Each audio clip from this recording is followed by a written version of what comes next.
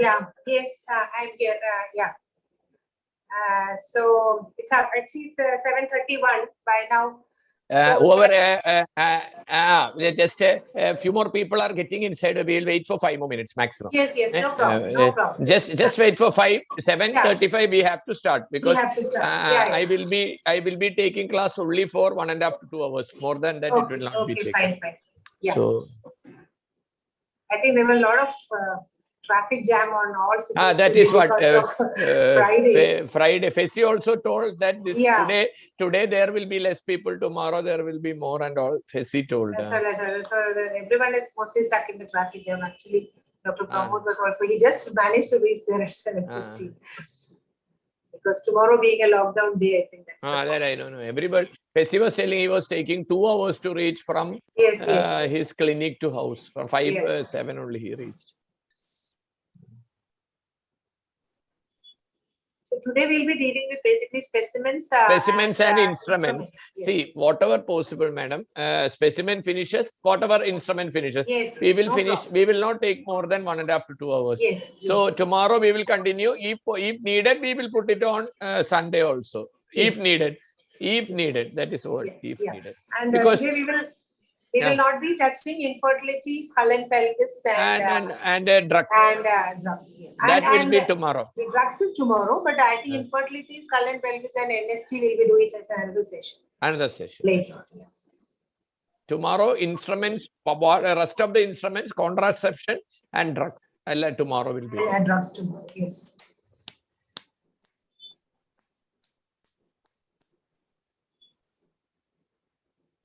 Now 7:32, 35 sharp, we will start. Okay, madam? Yeah, sure. Yes.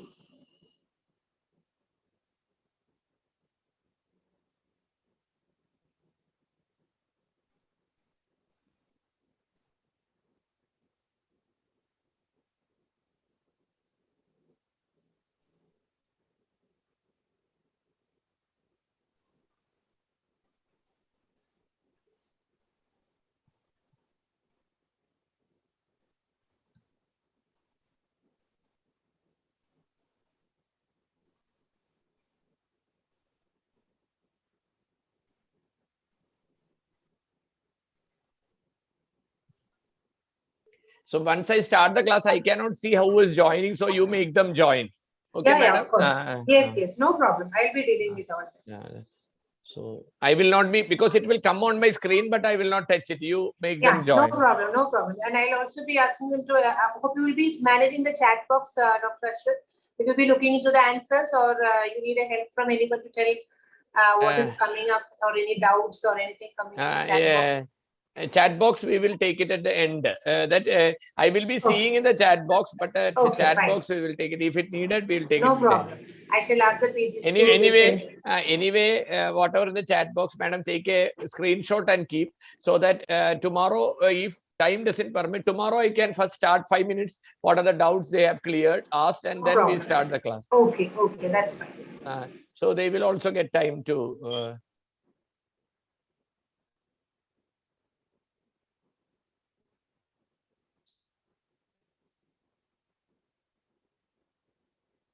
One more minute, we will start.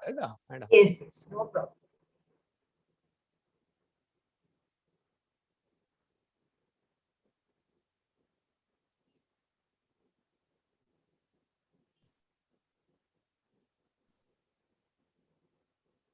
When is the practical exam for the students, Dr. Aswath? It's in the first week of August. First week of August. They have enough time, I say. Yeah.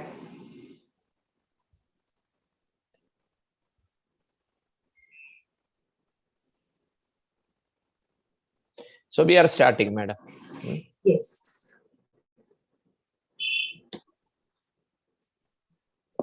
So good evening, everybody. Today we are having our 5th session of our COGS PG training program, and this time it is not a case presentation.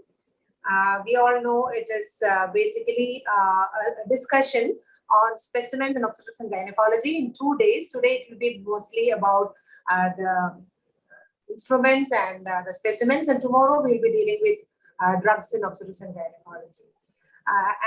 For this session, we have none other than Dr. Aswath Kumar. He's such a familiar person to all of us with all those vibrant quiz sessions we have had in our conferences.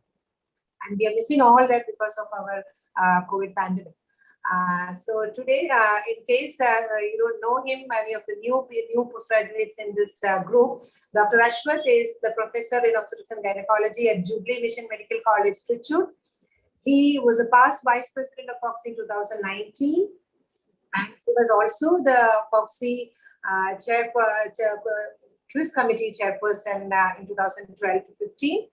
He is also a trained oncosurgeon and a laparoscopic surgeon at Trichy Jubilee Mission Hospital. So today he will be the chairperson, and you can make it as a partly interactive session by typing your answers in the chat box. We will be discussing plenty of specimens and instruments today, and we got lots of them. It may go on for 1.5 to 2 hours, and you can type your answers in the chat box. If possible, we can discuss your doubts at the end of the session. And and we are not dealing with a small part of the discussion today and tomorrow, that is infertility and skull and pelvis and NST, which we will be dealing with along with an infertility case presentation or some another day. So over to you, Dr. Aswath. Without wasting any more time, let us go ahead with the discussion. And please take over. And if you have any problem in logging in, you can also view this. Madam, you be there in the session. Because anytime, because I may not know that I have been, the connection has lost, I may not know. That is fine. Sure. I'll be there till the end of the session, Dr. Okay. Now, in between, if the connection goes, I will come back. Okay, so everybody wait. No problem. Everybody should wait. Let us start, madam. First of all, I thank COGS and especially Dr. Srilata, madam, and for inviting me for this. Always I love to take class for postgraduates. So madam has told that it's this specimens table, that's Aura Viva table, is one of the most important part in an exam. Morning you have case discussion, afternoon you have the specimens. See, what are the things you have as potters? And even to that extent, the DNB students are having to an extent Viva, and sometimes they are planning to have OSCE type of things. So all these things will be discussed in a different way. We have usually 4 type of things in the tables what we keep. Okay, one is a specimen, another is an instruments, different types of instruments. Then comes pelvis and skull. Then comes other X-rays, ultrasound, CTG, IVP, and all these things. Of this, due to lack of time, I may not be discussing skull and pelvis and CTG. That is what I may not discuss. But 2 days or 3 days, let us see. Whatever possible. Today, I will finish specimen and start instruments. May start. Okay. So, but I will not bore you. It will be only for 1.5 to 2 hours, maximum 1.5 hours or 2 hours. So you can type your doubts in the chat box, and madam will take it down and pass it on to me, and I will tell at the end of the session or next day, because I have another meeting at 9:30. So let us start without any delay. Those who are joining afterwards, they can join. So I have tried my best to incorporate all the, not only actually it is just a picture, what is it? It is not only that. I am also adding points to it, which can be asked for the practical exams. Okay, for asked for that, the practical exam means case discussions also. So almost every case which is in the case discussion will come through it, especially the gynec cases. Gynec part of it will be coming. So I have purposefully added points into fibroid, adenomyosis, PCOD, endometriosis, CA ovary, CA cervix, CA endometrium. These are the common things which all this I have added some points into it, so that you will have some discussion on it, and you will see some common ultrasound pictures I have taken, and instruments. Along with the instruments, I will be discussing X-rays. So let us start with without any delay. Now itself it is 7:38. We will continue with the first specimen. First specimen is the most important specimen actually. So if you want, you can, because I cannot see, the only thing is that I cannot see the chat box. So even if you type in the chat box, but anybody wants to unmute and say that I don't mind what is the answer for this. So I will not delay it. It's a so what we say is that usually what we say, how do we say a specimen? So whenever it's a most commonest specimen that you can have, commonest specimen, that means, see, you can have this specimen. So whenever you say this specimen, you have to say a wet mount hysterectomy specimen. It's an hysterectomy specimen showing multiple fibroids, intramural with submucous extension as well as subserous. So even if you say that it has intramural, subserous and submucous fibroids, it's well and good. So they will ask you grossly, what is the first question they will ask you is that gross picture. What is the, how do you say that it's a fibroid? It's a round rubbery off-white tumor. When bisected, you see a whorled appearance. This is a point, it's a whorled appearance, and it has a pseudo capsule. Why we call it a pseudo capsule? Because it compresses the normal myometrium and cause. So this is how, so they will ask you, how do you say what histologically? It is a smooth muscle tumor. Actually, it is a smooth muscle tumor. It's a smooth muscle tumor. The mitotic activity is aggregated, and the mitotic activity you look at to differentiate it from leiomyosarcoma. That is what more than 10. We will come to it after some time. So, so this is what the first thing. Then usual questions which are asked is that what are the risk factors? So this is very common. So I have put 2-3 slides more on it. So risk factors like age, so everything. What I always say students is that everything when you when everything that estrogen dependent conditions, that is estrogen dependent, estrogen increase in the body.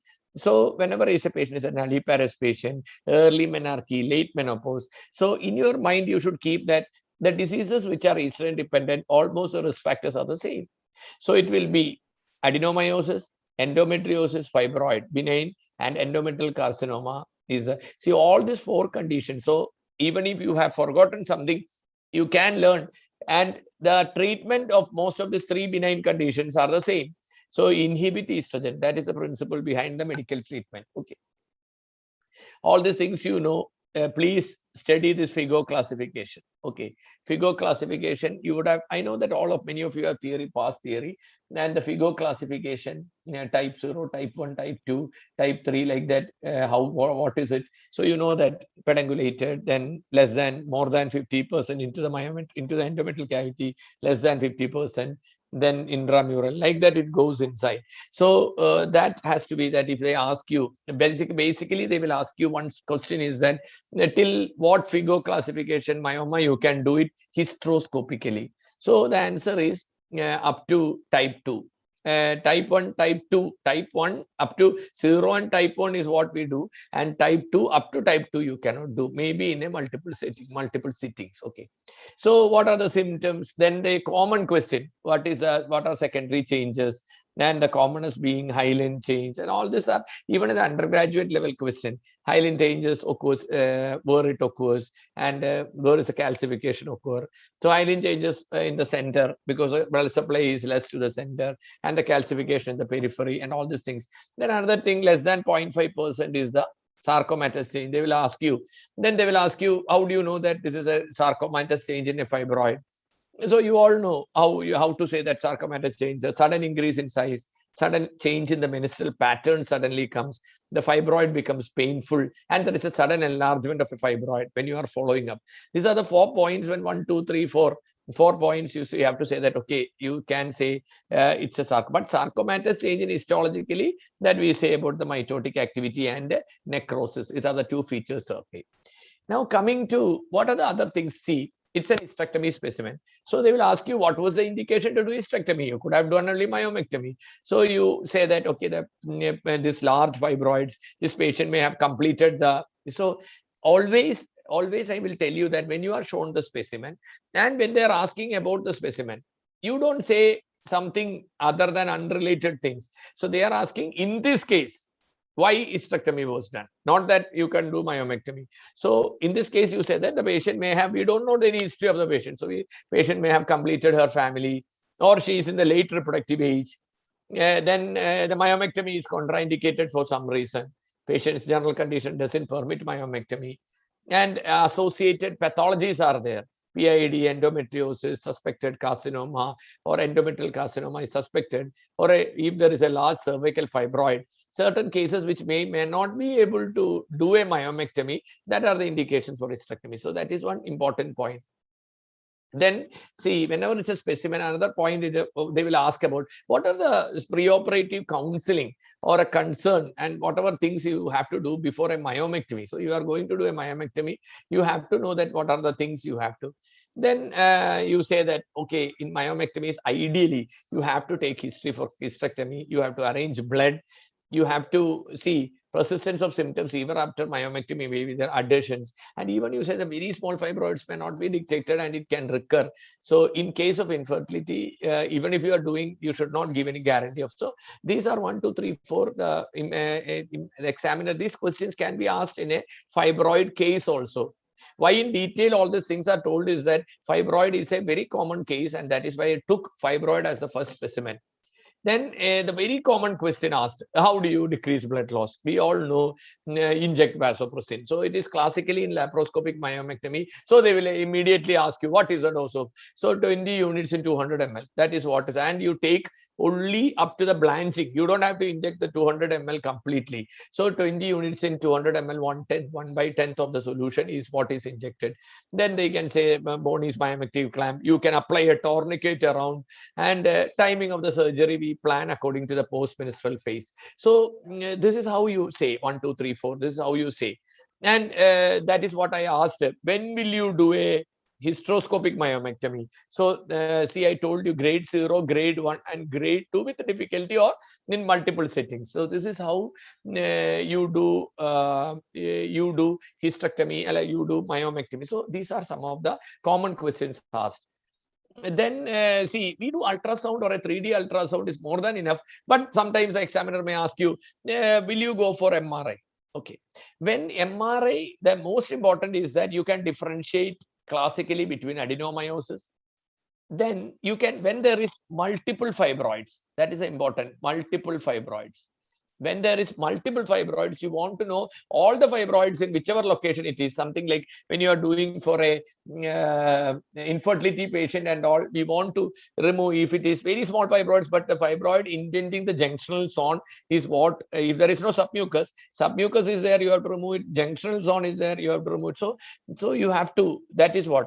Then how myomectomy is helpful for fertility enhancement. So that is what I told you. Myomectomy at the cornual end, submucous myoma, extremely large fibroids. Even they say that, see, X-ray, they say that more than 4 centimeter. So it is not, but it is not, no consensus is there. But if you are asked, the fibroid size can more than 4 centimeter can influence.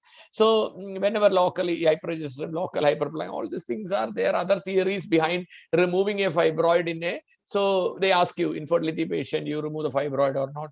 And the most important, when you come to not some people, some examiners I have heard asking, what is Bonehood's operation? So this is when a large posterior myoma, you put a transverse incision posterior to the fundus just above the tubal attachment. That is what, and it is to be due to the avoiding the adhesion formation. That is what, see, this is what is called the Bonehood's operation. So these are some of the points discussed in a fibroid. Then they will ask you effect of pregnancy on fibroid. Okay, pregnancy on fibroid. So they will ask you size of the fibroid increase in the first trimester, but reduce in the third trimester. Then comes red degeneration. What to do? Nothing can be done. Analgesics can be given. Otherwise, no indication for myomectomy before red degeneration. Then what are the other changes? Infection can occur, torsion can occur, abortion can occur, all this. Then fetal parts, anything fetal problem. Naturally, there can be a low birth weight, prematurity, and fetal anomalies. Rarely they can have. So how fibroids affect pregnancy? Like you can enumerate like an antepartum complication. Like this is the same. See, you start from abortion, preterm labor, malpresentation, IUGR, abruption, placenta previa. Then the patient delivers. You can say that, okay, uterus is not functioning. Remember like that, dysfunction. Then even if the progresses, if the fibroid is below, it can cause obstruction. Increased chance of cesarean deliveries. After delivery, PPH is more common. Uterus, atonic PPH, uterus may not complete contractly, so atonic PPH. Placenta can get retained. Uterine inversion I have seen after with a fundal pedangulated. Along with that, after 3 days, I saw something coming out, patient told. So patient came back with the inversion of uterus. So then puerperal sepsis, that is subinvolution, you know, conditions causing subinvolution. So it is one of the conditions causing subinvolution and infection, naturally sepsis. So this is the order in which I have covered almost all things about fibroid even for a clinical case discussion. So mostly when you are shown a specimen, mostly they will discussing about the surgical part of it. Okay, so that is what the myomectomy, hysterectomy, and all these things, that is what we discussed, and these are the complication changes, sarcoma, and all these things. Now see, we just for the completion sake, all these things, asymptomatic, see, expectant management up to till. So asymptomatic fibroids 12 weeks or less, that is for asymptomatic management in general. What is it? Then uterine artery embolization, MRI guided focused ultrasound, all these things can be asked in your, so you can be asked. Then what are the drugs, non-hormonal and hormonal drugs which can be asked. So I told you the principle of hormonal drugs. Okay, see, it is to inhibit the estrogen. That is what the, so combined dose pills can be given, progesterone injection, DMPA, LNGI, US. So we have luprol acetate, antiprogesterone, mifepristone we give, or ulipristal. So I'm not going into the details of it. So all of you take it down, so that these are the points which can be asked for both the specimen as well as for a case in a case of fibroid. We took little more time on a fibroid because it is one of the sure shot, either as a case or as a specimen. So this is another case. You can see a pedangulated fibroid at the cervical. So this is a FET mount hysterectomy specimen showing a pedangulated fibroid polyp. See, this is specimen most of the hospitals have, and they wanted to ask one question. That is why, how do you differentiate between a polyp and inversion? You all know sounding the fundus, and you try to feel the fundus of the, sounding the uterus and try to feel the fundus of the uterus. So these are the two things. So most of us will say one, that is, so you can pass the uterine sound around a fibroid, but you cannot pass around the inversion. So you can, the sound will go inside and you can pass it like this, and you will not feel the fundus in a case of inversion. So these are the two things.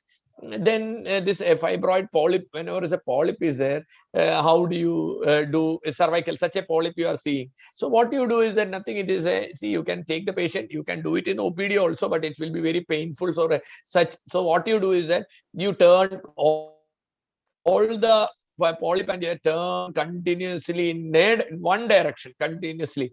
After some time, the polyp will be in your hand. Disturb and remove the follicle. But sometimes the large pedicle, what will you do? You can clamp it, pull it, you can clamp it and then tie it and then take it out. So this is how the different ways you take it. Then they will ask you what are the different types of polyps, common mucous polyps and fibroid. And if a very small polyp, how to very small polyp, there is no other way to, the ultrasound may not detect, you may have to put a hysteroscope inside. So and hysteroscopic polypectomy also can be done. It's a very simple procedure to cut. So in ultrasound, how will you see? There will be a pedicle. On the pedicle, there will be a vessel on the pedicle. Exactly there. That is what you can see, that pedicle sign, the pedicle. That is how you differentiate between. And the fibroid, on the fibroid, there will be so many vessels. That is what hysteroscopically you can see. Hysteroscopically, how do you differentiate between a submucous fibroid and a submucous polyp? They will ask you. So so this specimen, actually I wanted my hospital, I did not get a good specimen of CS cervix. Actually it taken from the net. This specimen, to tell you that this is a wrong specimen. Actually this specimen shows here cervical, but this is not the ideal. These type of cases may be there, finally it turns out to be. So ideally what you should have is that they should have a parametrium like this, and you will be seeing the vaginal cuff. That is how you diagnose a case of CA cervix specimen. Hysterectomy, radical hysterectomy specimen. Okay, you will not be shown lymph nodes on both sides, and all will not be shown even if you have removed the lymph nodes. The specimen, because pathologists will, when they mount the specimen, they will mount only the uterus. So how you tackle is that the edges, the vaginal margin as well as you will see the parametrium, and you will see the growth on the cervix. This is how you tackle this. Now, what are the, see, so many things. Tomorrow when I discuss pap smear in the instruments, I will tell you about the follow-up and all these things and how. Now, to CA cervix as such, see, so many questions which are asked is that sign management, chemo radiation, radiotherapy, all these things. And most, whenever a specimen of CA cervix is being kept, they will mostly concentrate on the management part of it. Okay. So, to basic, this will be useful for your exam also, theory exam also. Everybody listen, simple I will make. The CA cervix, you all know the staging. I'm not going for the staging.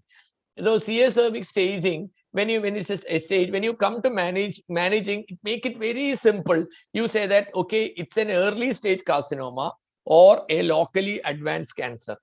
Early stage, what they take is that, see, you should be careful. Early stage, 1A, 1A2, it is there. Okay, it's a microscopic type. B1, B2, B3, new classification, B3 is there. This B3, all of you know, it is more than 4 centimeter. Okay, more than 4 centimeter is B3. And 2A2, that is also more than 4 centimeter. So whenever it's a bulky disease, we take it as locally advanced. Why? Because this B3 and A2, we don't do surgery. Okay, you should understand. B3 and A2 will directly go for chemo radiation. They will ask you why.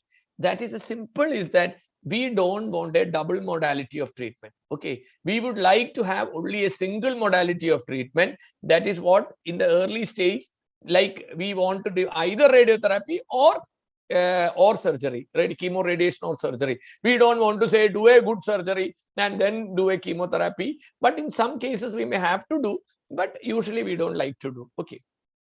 So let us just, for your information sake, they will ask you, oh, so if it is stage 1, A1 and A2. So if in this case, A1, okay, A1, if you say the patient is very early stage, patient is desiring fertility, do a conization.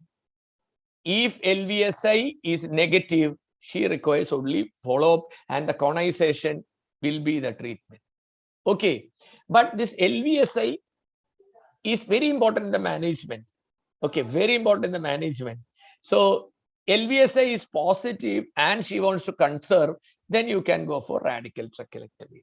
Trachelectomy means you cut all the cervix and the parametrium and the lymph nodes. We don't do the hysterectomy part of it, so that she can have future buttercirclage also, so she can have future fertility. You can see 1A2 here. 1A2. So 1A2, now we have only that 5 centimeter only. That is what depth only. We won't take the length as 7 centimeter, 7 millimeter, 5 millimeter only. So here, if the patient is desiring fertility, the same principle, you do conization with close-up margins, or you can go for radicalectomy. So you have to do, and the margin should be negative. Okay.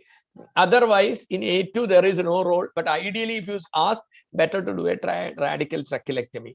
But if the family is completed, we will go to type 2 hysterectomy. I will tell you these types are asked for their, whenever the specimens are being kept, type 1, type 2, and type 3, and all these things I will tell you.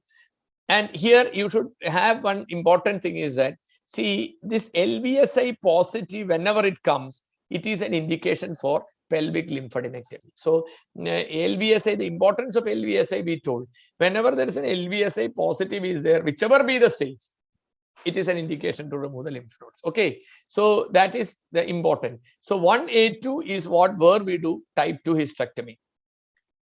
Then early stage, the second part, B1, B2 and 2A1. B3 and 2A2 is different. So here there is no B3 and 2A2 because they are bulky disease. So B1 means less than 2, B2 means 2 to 4, and A1 means less than 4 centimeter, that the vagina involved, upper part of vagina involved. That is what is A1.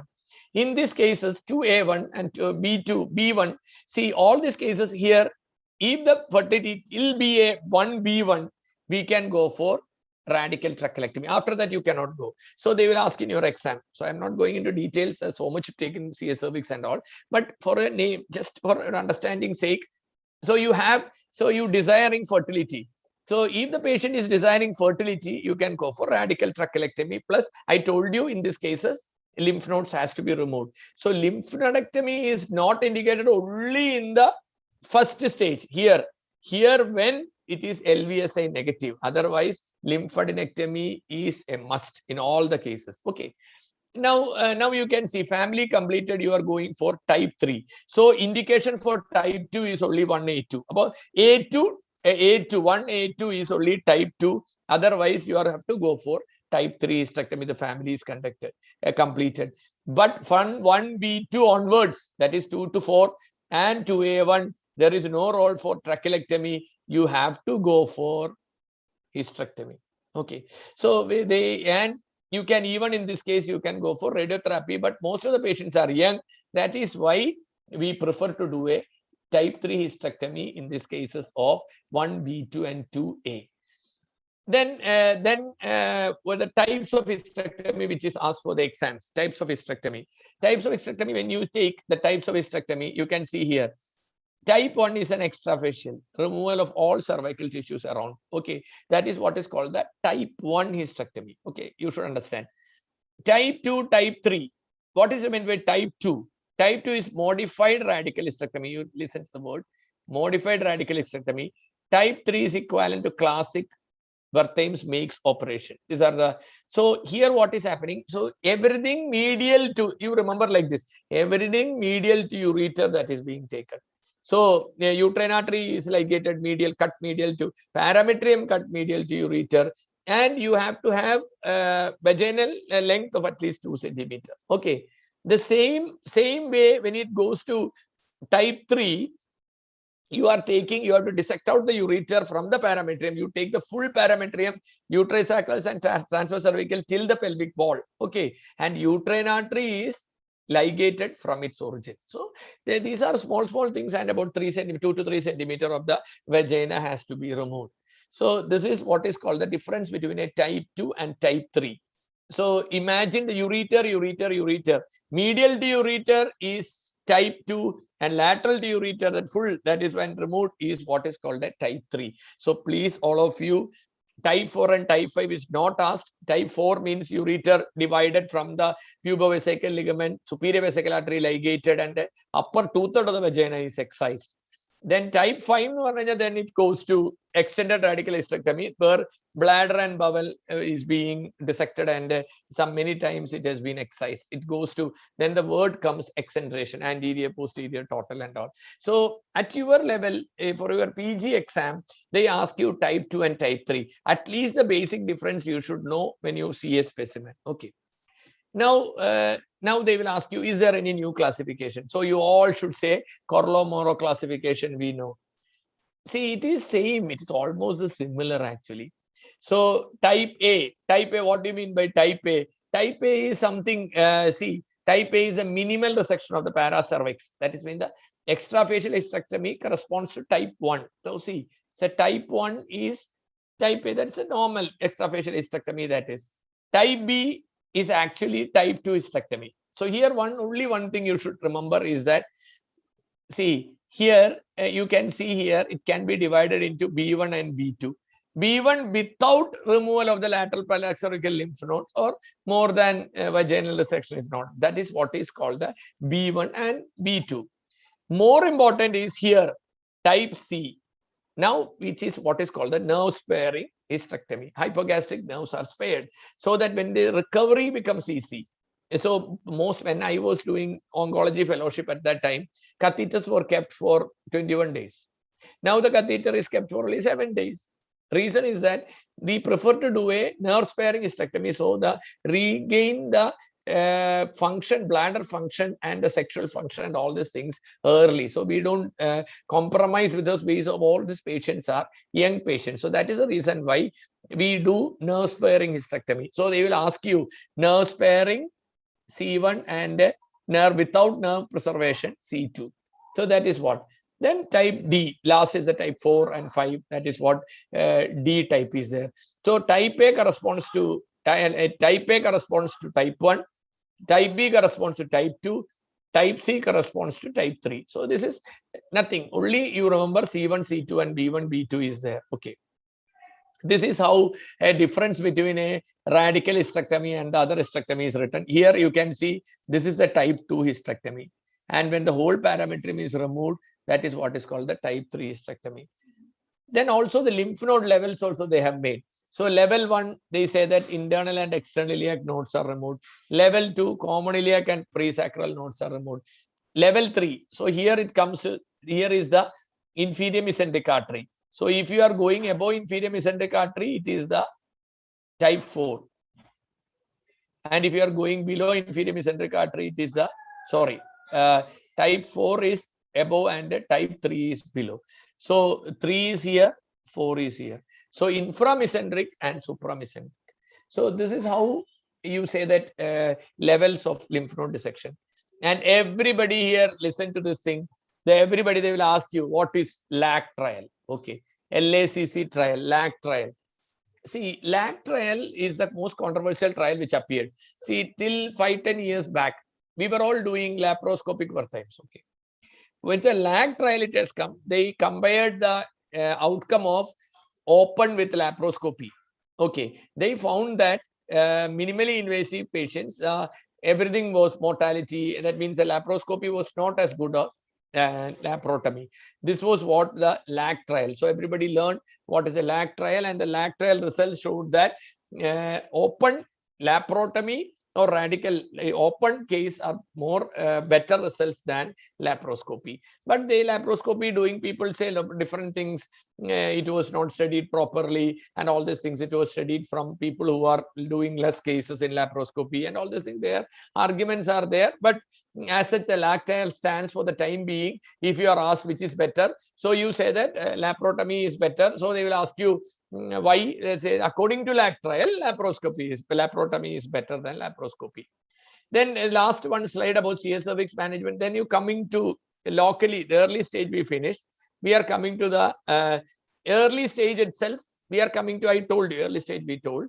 Sorry, it repeated. Sorry. When coming to the next stage, locally advanced stage. Locally advanced stage means I told you B3 and A2. See, for your PG level, you should know one thing. There is also a new concept called neoadjuvant chemotherapy coming up in case of this bulky disease, where they give neoadjuvant chemotherapy and then do surgery. But actually, if you are asked in exam, plain CCRT, you say is the answer for this. But any examiner asks you, is there any new approach or something they ask, then you can say that there is a new approach where they can do in this bulky diseases, we can give this. Coming to all cases, CCRT. Okay, CCRT in all cases. CCRT in all cases. Okay, so concurrent chemoradiation in all cases. So there is a usual question, why do you want to give chemotherapy with so decrease the dose of radiation? Okay, we give chemotherapy at very low dose, actually cisplatin. So we can decrease the dose. We can, the tissues become, see, the micrometastasis outside, the distant metastasis can be dealt with.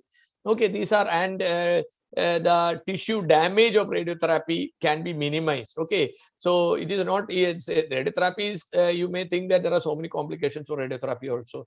So all these things can be minimized, and better clearance of distant metastasis, micrometastasis, and the dose of radiotherapy can be decreased, and the damage due to radiotherapy can be decreased. That is why we are adding and the sensitivity, radiation sensitive dose is given. So sensitivity of the tissue is also increased. So these are the advantages of adding chemotherapy. So now there is no radiotherapy alone, we say it is chemotherapy. Okay, see, chemoradiation is the answer for all these things. Okay. So as it was an important topic, we took some time on it, all these things. Now we will go for the next topic. This is, you can type in the chat box. I will see afterwards how many of you can see clearly here. It's a very classical case of adenomyosis. Okay.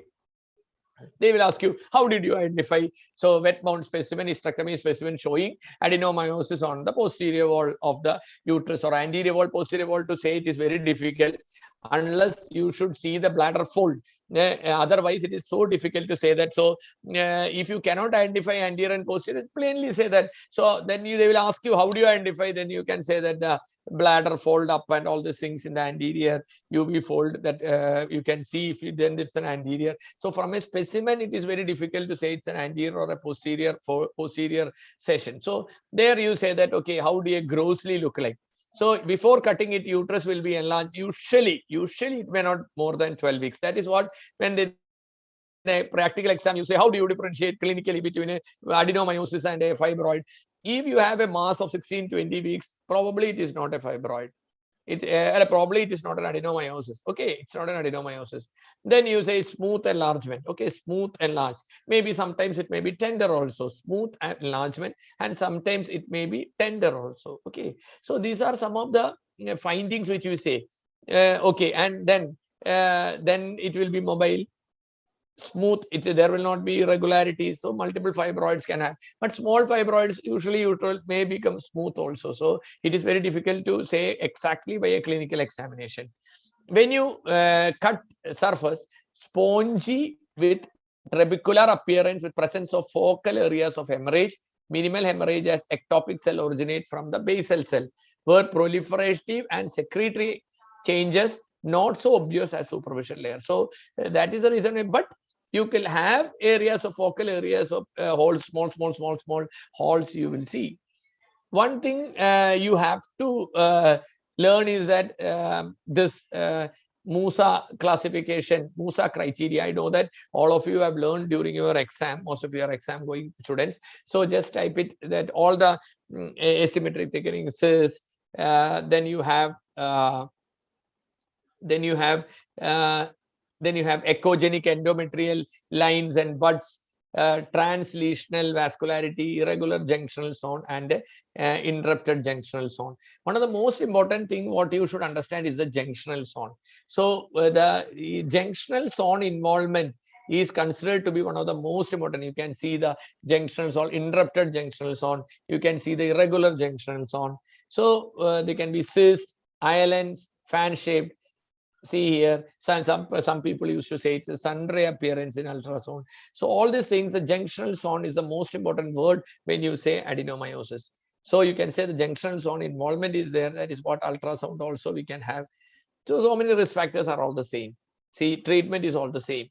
And one thing we say that is that to fibroid, medical treatment may help to some extent, but to adenomyosis, medical treatment does not respond as good as fibroid. But as a young lady, we may have to go for medical treatment. So they will ask you, what about surgical treatment? There are, if it is a localized adenomyoma, then only there is an indication for surgery. Okay, if it's a diffuse, they say that if you remove more than 50% of the adenomyotic tissue, there is chance of our symptoms like bleeding, pain, and all may decrease. That the fertility chance. So there is something called a triple flap operation. You can see triple flap. You can see the in all videos, YouTube videos are there. Triple flap Osata tech, triple flap operation is there. So that you can see through the net. See all that you can flap. You can take like then you take the flap over this and then suture it. Once you see that, only you will understand how it is done.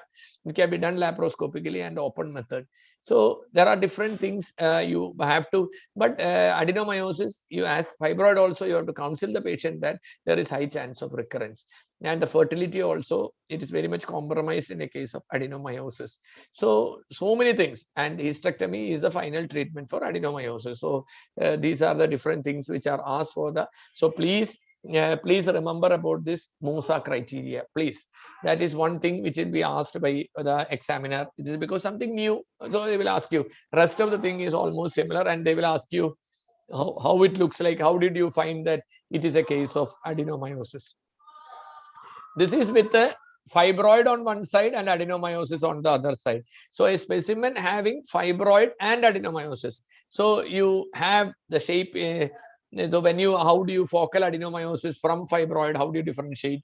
Shape is elliptical rather than spherical in an adenomyosis. Discrete, hypoechoic nodules and nodules, poorly defined margins. There you will have a pseudocapsule. anechoic cyst with different diameters. You can see this, and the pressure effect surrounding that. So in the 3D ultrasound is enough. It can look at the junctional zone, blood in adenomyosis. You say Musa criteria. So this is very common question. See, when you see a specimen, immediately they will say, why can't it be adenomyosis? Why it is fibroid? How can you say, looking at the specimen? So please, all of you, the small points which you have to learn. Then comes association of adenomyosis. They will ask you, I told you, endometriosis, fibroid, and endometrial carcinoma. They are all estrogen dependent cases. So they have an association. So association with adenomyosis and endometriosis. See, endometriosis about 8 to 15%, fibroid 7%, typical endometrial hyperplasia, and rarely endometrial carcinoma can occur. So all these things we discuss, obstetric outcome, fibroids, the same, that all the obstetric outcomes, what from infertility to puerperal sepsis, you can say about the obstetric outcome. Now coming to, there is a mass, irregular mass here with necrosis. This is projecting into the uterine cavity. Even it is being going up like this, invading into the myometrium. So you have a wet mount specimen of a growth infiltrating into the cavity. Areas of necrosis are there, invasion of myometrium, possibly carcinoma endometrium. We cannot say that it's a, so this is very difficult to sum a specimen. To say an endometrial malignancy is very difficult. So when a growth, sometimes classical specimens are available in your hospital, means it's okay. Otherwise, it's so be used to your specimens in your department. So I have taken some common specimens in Jubilee Mission, which we have. So so you have then the common questions. Even see, I'm not going to detail because of the lack of time. The etiology and risk factors, they will ask you etiology and risk factors. So I told you all estrogen dependent. See, then you can divide it into exogenous and endogenous. Endogenous means estrogen secreting ovarian tumors. Okay, PCOD, where there is unparalleled, there is unopposed estrogen secretion. Okay, then you have like estrogen condition like nulliparity, early menopause, late menarche, then unopposed like HRT, tamoxifen, drugs which are causing. So all these things are the, then you can say about the history, the 2 in HNPCC, okay, and Lynch type 2 syndrome. So they will ask you corpus cancer syndrome. These are all even undergraduate questions. Corpus cancer syndrome, obesity, hypertension, diabetes. Obesity is more common, and all these things, small things they will ask you. Then how does the patient presents and all these things. So then smoking, which is see, that is I don't usually ask this question, but some people may ask, oh, smoking, how is smoking protective? And some anti-estrogenic effect of tobacco is there, that is what protects. So only malignancy that is protective is smoking. So macroscopically, how does it look like? So all these things can be asked. So you can have, may look like localized lesion in the form of localized growth, polyp, nodule, or diffuse lesion covering the endometrial cavity. Then you can have, they can ask you, see, what is the difference between a type 1 and type 2? See, type 1, you remember that estrogen dependent is having a better prognosis, and 80% is a type 1. Younger age group and good prognosis. Okay, so there is always, there is a endometrial hyperplasia. Whenever there is, it is not associated with endometrial hyperplasia, this is type 2. See, so these are not only, there is nothing like specimen, these specific questions are asked. Practical, the specific questions are asked. See, all these things are very important, because either you see, if you take the specimen, you go and take the specimen. What are the specimens available in your hospital? Gynec specimens are very simple. Fibroid is there, adenomyosis is there, 3 malignancies are there. Okay, then what is it? You may have a cyst, like a dermoid cyst will be there, endometrial carcinoma will be there. Then obstetric specimens, like you may have an obstetric hysterectomy specimen and some hydrocephalus and encephaly. So these are the common specimens which are available. So 2 specimens will be kept for one candidate, that will be taken out, another 2 will be kept. Almost it's the same thing.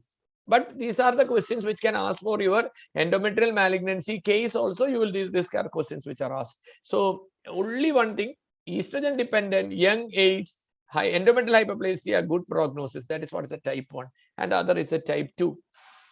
Then you can see here.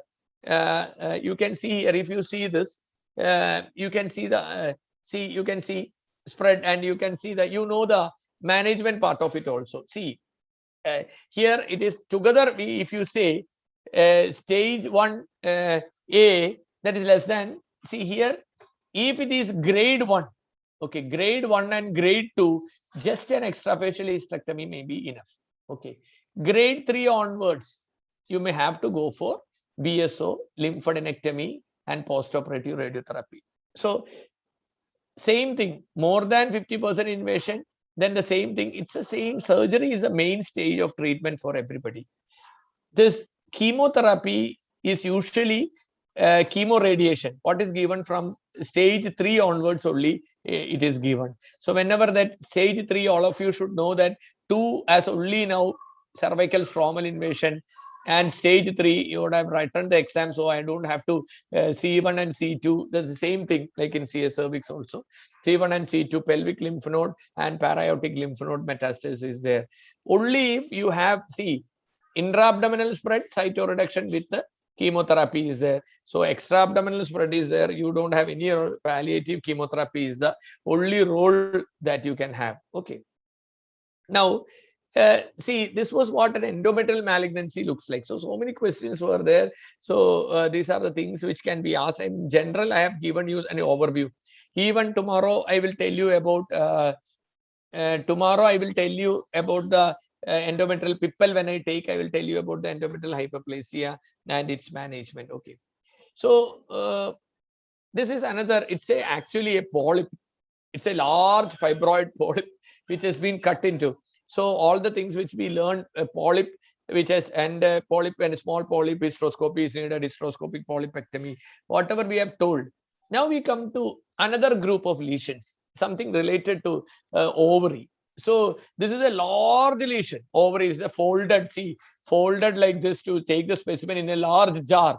So on the other side, you can see 2 cavities. See, 2 large cavities, and some papillary excrescences are there. Okay. Actually, this patient, the diagnosis came as borderline ovarian tumor, actually. Borderline ovarian tumor, not serous hystoadenoma ovary. It was a, so you have to say that this is an oophorectomy specimen, not specimen of serous hystoadenoma.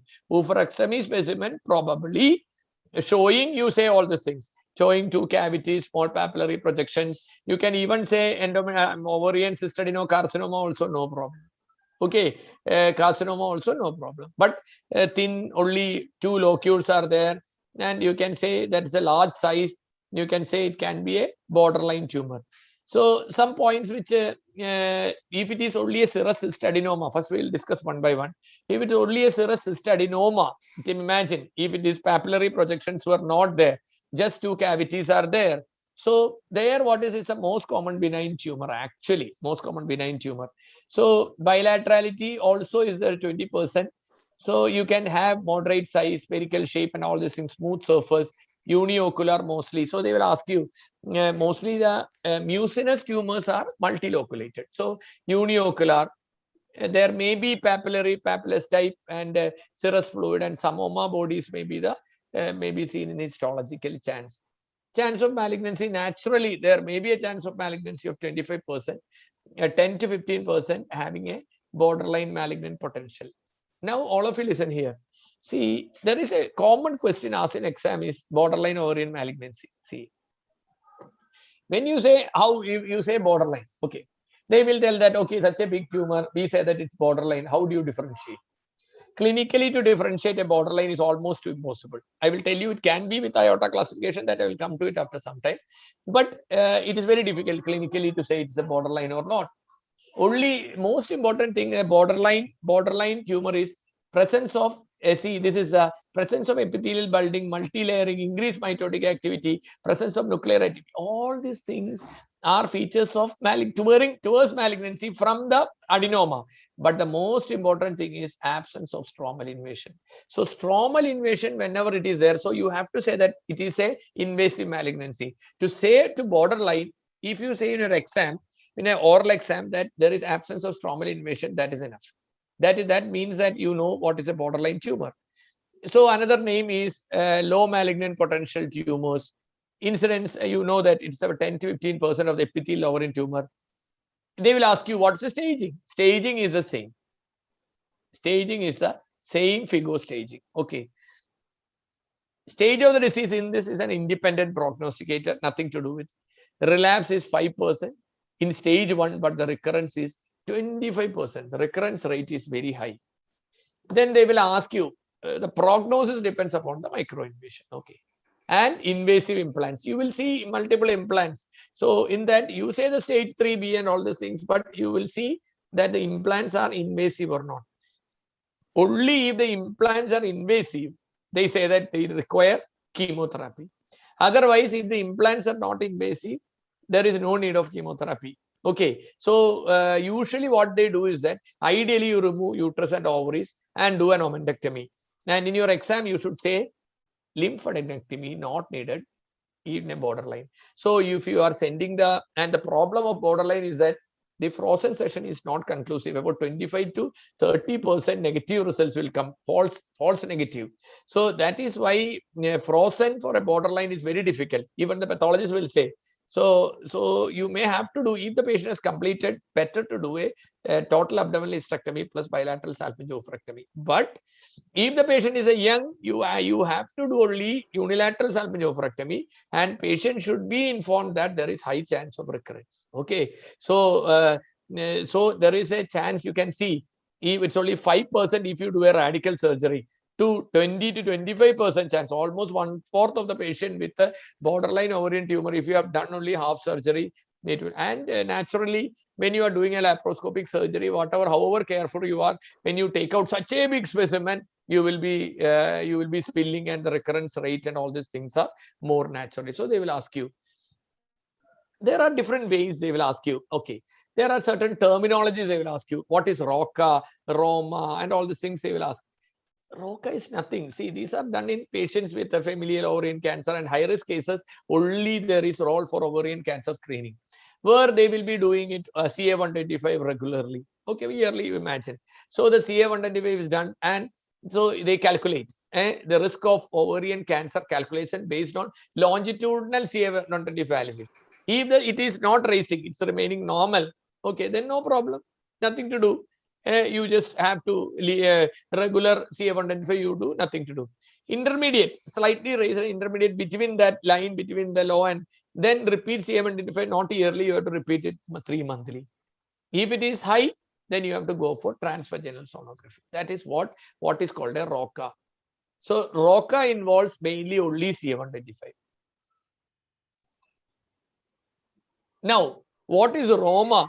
Roma is we are adding HE4 to CA-125. There is no ultrasound. So they will ask you, what is the importance of HE4? HE4, only one importance. See, HE4, early epithelial malignancy, HE4 is a sensitive marker. That's it. HE4 is a sensitive marker. That is what we say in an early epithelial cancer. CA-125 is not a suitable marker for it. Now, some people may ask you, what is OBA1 and all these things? 5 proteins are there. 2 upregulated proteins and 2 downregulated proteins are there. These are the different. See, 2 upregulated are CA-125 and beta-2 microglobulin, and downregulated transferrin, and all these things. See, so ovarian, this is what certain questions ask. Then you have the RMI. So you can see ROCA, ROCA, Roma, RMI. Okay, ROCA, C, only CA-125 is there. Okay, Roma, alphabetic CA-125 plus HE4 is being added.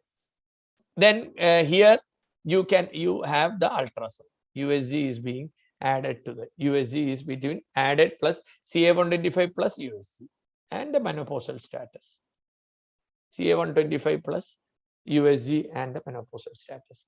So this is you have. So they will ask you, what are the USG? What are things? So same thing. Multilocularity, solid areas, metastasis, ascites, and bilateral lesions are there. These are this is one the USG score. They say that 0, nothing is there. 1 for 1, more than 1, more than 2, for 2 or more than 2, they take it as 3. Menopause, premenopause 1, and postmenopause 3. High score, they say it's more than 200. I will tell you, it is not the ultimate. So this is the RMI. So till RMI 3, what is the score was? RMI 1 was 250, 200 it was. Now it is 450. So the examiner, very frequent question examiner is that, what is a new thing that has been, two criteria that has been taken in RMI 4? That is the tumor size more than 7 or more than 7 centimeter. If it less than 7 centimeter 1 and tumor size more than 7 centimeter 2, that is what is taken. So the score will, cutoff score raises to 450. So this is the two things which are RMI 4 that you have to remember. These are just to show you what are the things in general. See, CA125 sensitivity and specificity and all these things will be asked. See, these are all never, I always believe that all these things should not be asked, but I have seen many co-examiners asking sensitivity of CA125. At least you learn the CA1 sensitivity, 50 to 60%, and learn CA125, which are all the kind of condition you tell. Even if you don't know, tell all the kind of condition, it is CA125 raised. Whatever you tell me, everything it is raised. Okay. So fibroid, adenomyosis, other malignant, endometrial, cervical, whatever malignancies, then you say PID, all the other conditions, it is raised. Okay. And then other malignancies in other part of the body. Almost then pregnancy, everything. What is it? Anything you tell CA125. So you bold and say anything what you want. Any case which you have learned in gynecology, the CA125 will be raised. So CA125 is something, but as the value increases, the sensitivity increases. That is what.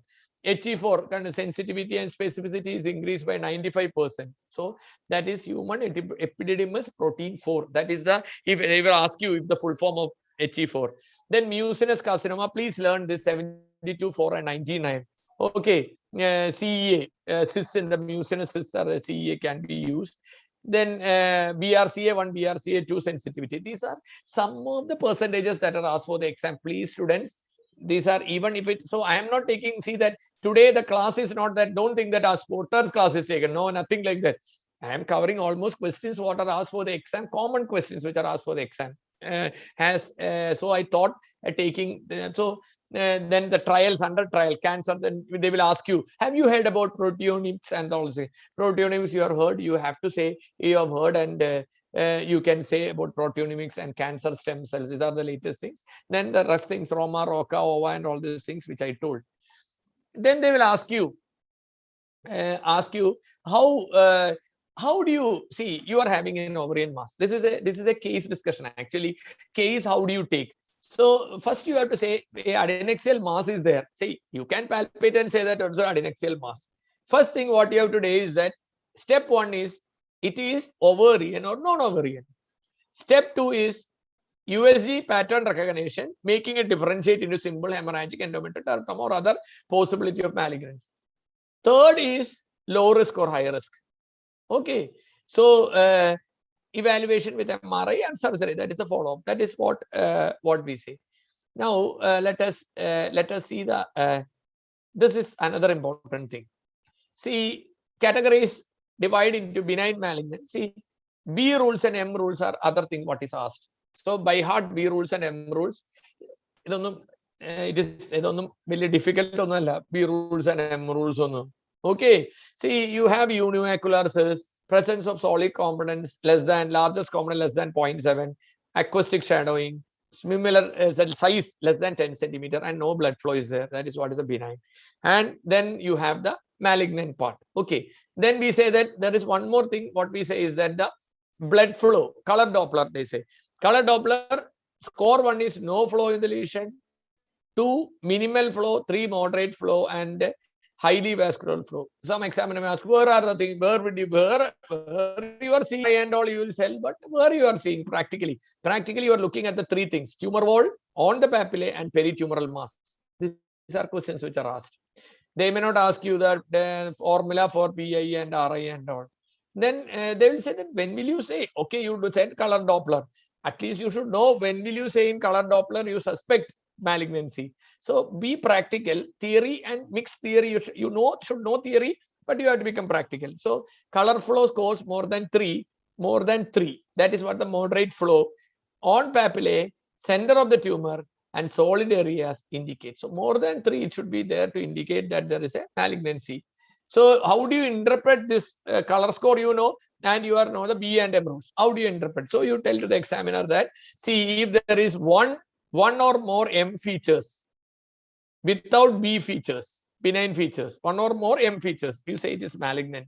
If one or more B features without M features is benign. So one or more only B features, benign. Only malignant features, malignant. So if both M and B features or no M or B features are present, it's a inconclusive. So that is where we say that uncertain. That is where you say that you suspect a borderline tumor. Please, all of you, this is what is called a iota adnex classification. Okay. So they will ask you iota adnex classification. What is the basis of this? There are 3 clinical parameters are taken. Okay. And 6 ultrasound features. 3 clinical parameters and 6 ultrasound features. So you should know what is it. 8 CA125 and place of ultrasound examination. So it is important that it is done in a cancer hospital or not. Then the 6 parameters are maximum diameter of the lesion.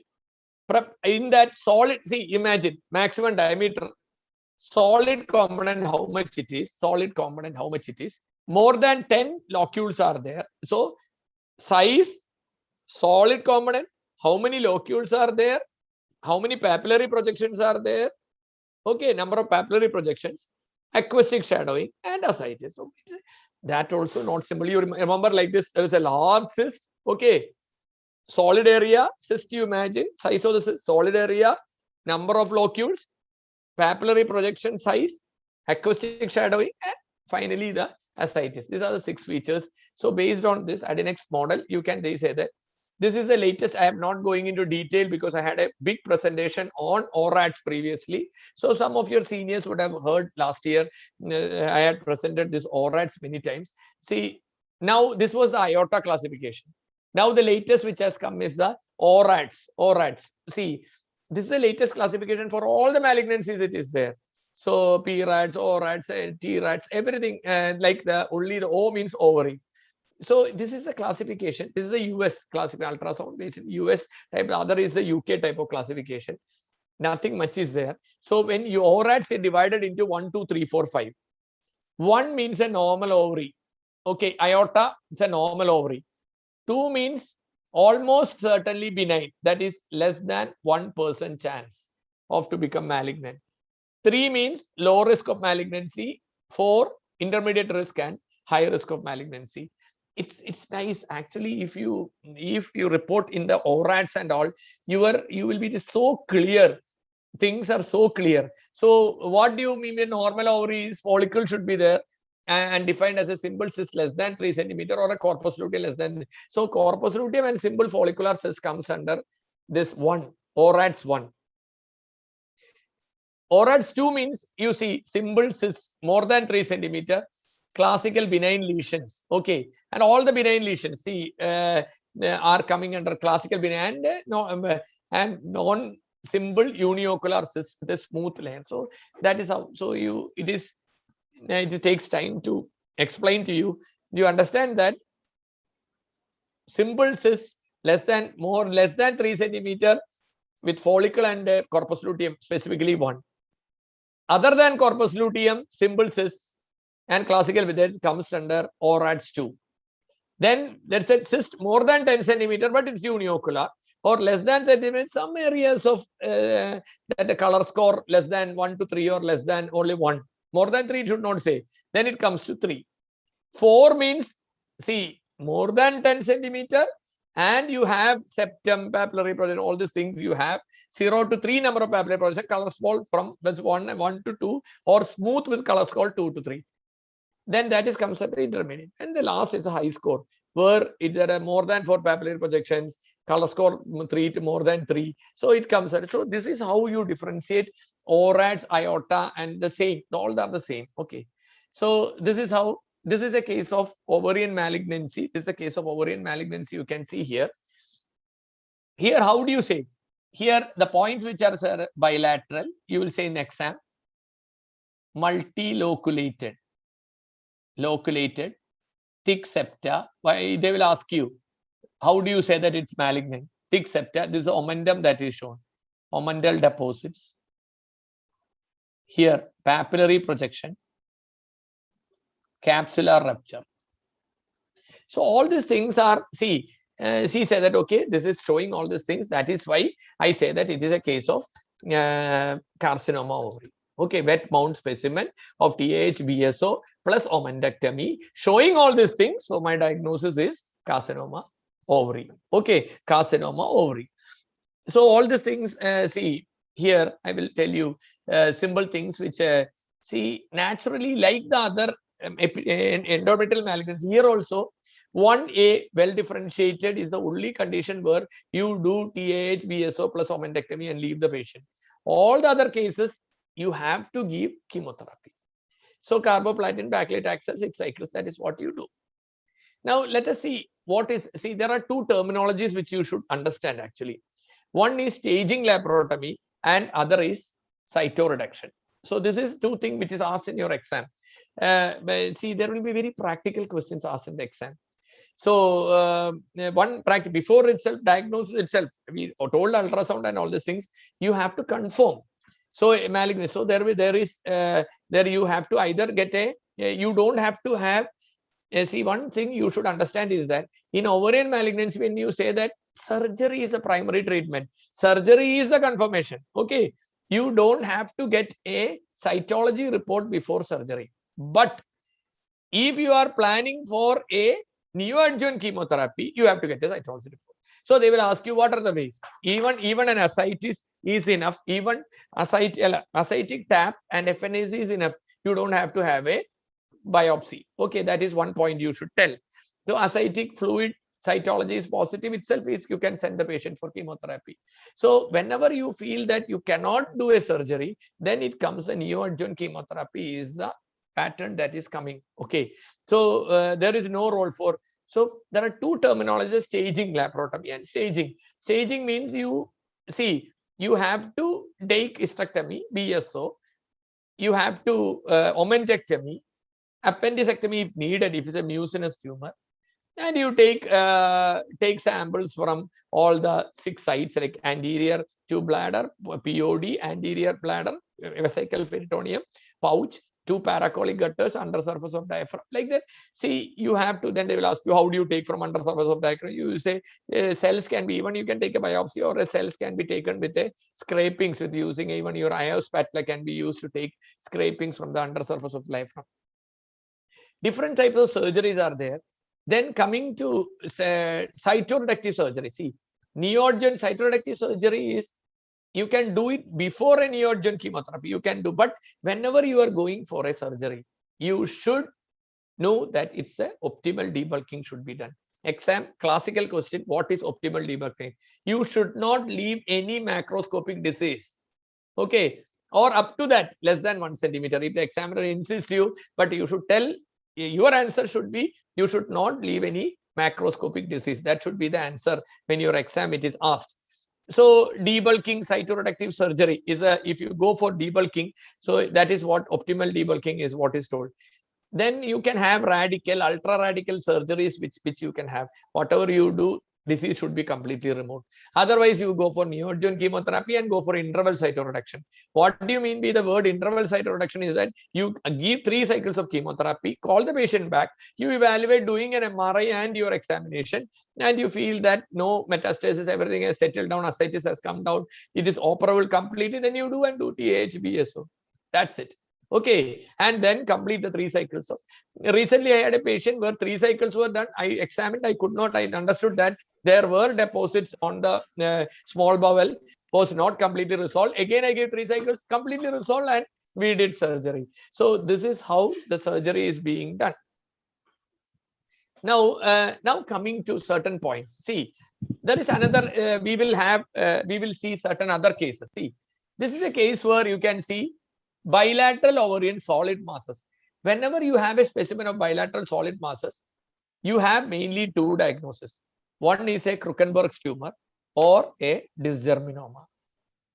Dysgerminoma or Krukenberg's tumor. Krukenberg's tumor or dysgerminoma. Fibroma usually may not be solid. It will be solid, but it may not be. May not be. I'm telling, may not be bilateral. So bilaterality then bilaterality tumor is dermoids, but dermoids is not like solid. You will see like, will not see like this. So whenever you see a solid tumor, so I am telling you solid tumor and you have, and it's bilateral, Krukenberg is the most common chance. Okay. So you can have, if you see, this is another, it's a classical case of Krukenberg. So Krukenberg, whenever you say, see, it maintains the shape of the ovary. Shape of the ovary is being maintained.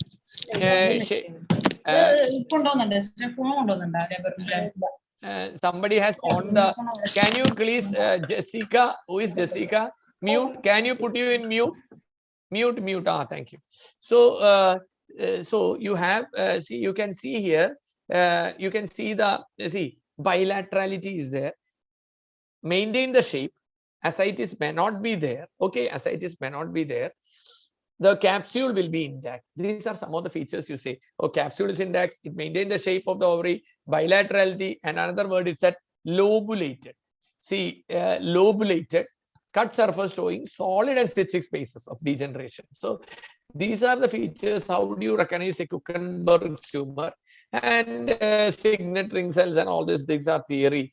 And with other primaries in Krukenberg, they will ask you stomach, breast, colon, and all these things which we all know. Stomach and the entrance classes from MBBS entrance itself, PG entrance itself, we learn common ascite from where it arises and all these things. It's on the, that's all for you. That type of questions are out of, now you have to say that which are the sites from which we suspect. That is the reason why whenever you take histories in ovarian mass or an adnexal mass, you have to, if you have not asked about the GIT and you have not asked, examine the breast and all, you fail the exam. So because if it's a bilateral ovarian mass and you have not examined the breast, you see, anybody can miss, but you should keep in always your mind, breast has to be examined, breast has to be examined.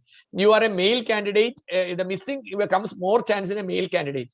So so we keep it in your mind that you have to examine it, and you take the help of your colleague or the person who is standing inside to get it. At least ask her to examine and tell you that it is any mass is there. She examines and tell you no mass is there, you write it. So all these things in your mind, thyroid breast examination should be done.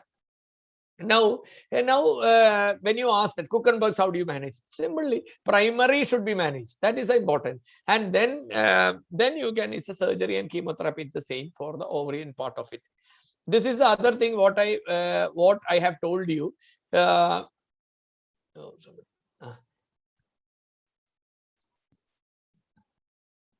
One second.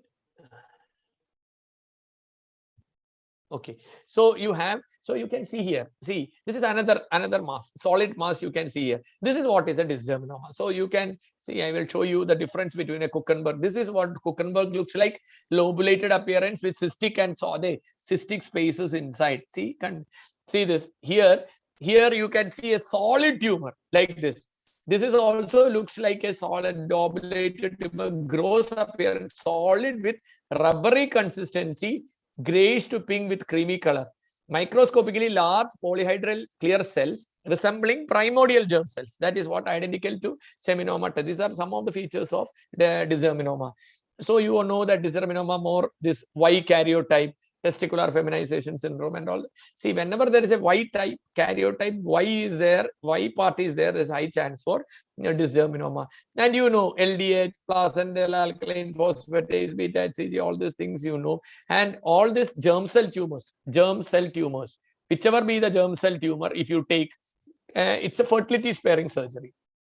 So fertility sparing surgery, unilateral salpingo-oophorectomy, and chemotherapy is the treat. BEP, you can give BEP, that's enough for 6 cycles most of the time, and follow up and ask the patient to get married and become pregnant, complete her family as soon as possible, and you can complete the surgery, because this dysgerminoma has 15 to 20% chance in the other ovary. So they will ask you, there is no, if the other ovary appears normal, no need to take biopsy from the other ovary. That is another question what the examiner asks. No need to take biopsy from the other ovary. Now coming to some common things, small things. This is what is called a dermoid cyst. Okay, now dermoid cyst, when a dermoid cyst hair will be there. So please see, almost a dermoid cyst specimen will be very ugly specimen. So many things, and if you see an ugly specimen, then you look into it because of the sebum and all these things coming out. The whole, it will be hazy actually. You will not get a dermoid cyst, clear specimen of dermoid cyst, clean. Nobody will clean the hair and then put the cyst inside. So it will be something like that. Then you close, you see hair, they will keep. 100% hair. Bone may not be able to see clearly, but the hair, if you see, it's a dermoid cyst. Then you here also, it's a bilaterality is there. Some points, Rokitansky, protuberance. Histologically, all the elements, endometrium, myometrium, endodectoderm, endoderm, and mesoderm will be there. So dermoid cyst, the chance of torsion is very high. Malignant transformation is very rare, but you can have malignant transformation. Ultrasound, you will have heard tip of iceberg sign. These are all some of the signs. And you do, classically, it's a cystectomy. And if it's a whole big and a recurrent, or which I sometimes say recurrent dermoid, then you may have to do a oophorectomy. But when you do an ultrasound for a dermoid, be careful. You have to view for the other ovary also. So because of the, otherwise what will happen is you've done a laparoscopy, very nice laparoscopy, you send the patient home. After 1 month, patient will come at another scan showing a small dermoid on the other ovary. Then you will be in a trouble. They would have to say that you have not operated the other case. This is another classical case. I am not asking you to diagnose it. It's a very simple case. It's a case of, it's an endometriotic cyst. Chocolate material is being seen. They will ask you, why do you want to do a hysterectomy? See, it is not the ideal management. So they will ask you, what is this type of patient it will be? You don't have to worry or panic. You say that this patient has completed a family. It is a recurrent endometriotic cyst with an extensive, patient is having pain. They have done everything, and the patient is not relieved by pain, and she is completed her family, and she is nearing menopause.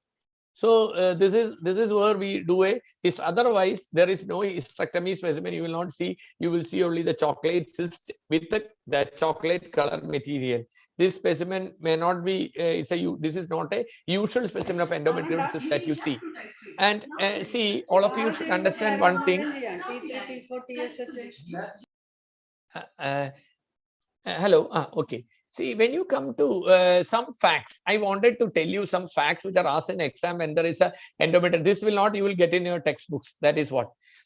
See, the principle of a medical treatment, what you say in endometriosis, when will you give? See, pain. Pain is the most important time. The pain, one is the pain. Then next is that you should have a principle. It should be a long-term treatment. You require repeated courses of treatment. Recurrence rate is high, whatever you do. Benefit over one drug over the other is not proved. So these are the principles when you do a medical treatment. Okay. See, principles, other principles are, you have to see about the side effects and the cost of the drug profile, patient wishes, and particular category of drug. Cycle suppression is a part, and target destruction of the endometrial tissue. This is our principle. Pain, empirically you can give. Direct medical treatment and preoperative, postoperative treatment can be given. I will tell you about some of the drugs and points which are asked for the exam, practical points. Okay. Analgesics. Okay. This is the first thing what you do, pain. Most of the time, endometriosis may not respond to analgesics. So OC pill is the important. So the problem, so OC pill, 3 questions they will ask you. Low dose or high dose? Okay. Low dose or high dose? Continuous or intermediate? Cyclical, sorry, continuous or cyclical? And how long? So these are the 3 things. See, we say that low dose pills are enough. First question, answer for the first question when the examiner asks you. Second, so if you have a, like they ask you, Novolon or Femilon, you say Femilon because it's a low dose pill. Okay. Continuous or cyclical, the answer is that continuous is better for a pain. Okay, continuous is better. But when you patient goes for amenorrhea, you have to counsel the patient properly. Okay. And it should be a long term.